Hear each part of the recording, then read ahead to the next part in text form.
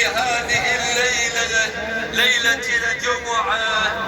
ليلة استشهاد فاطمة الزهراء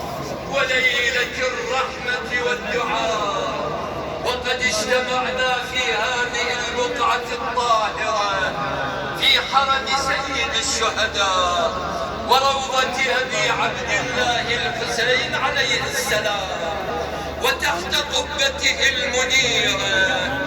ومن حرم حامل لوائه أبي الفضل العباس نمد أيدينا متضرعين إلى الله تعالى، ونلح في الطلب والدعاء بتعجيل فرج ولي إلهنا بوجهك الجليل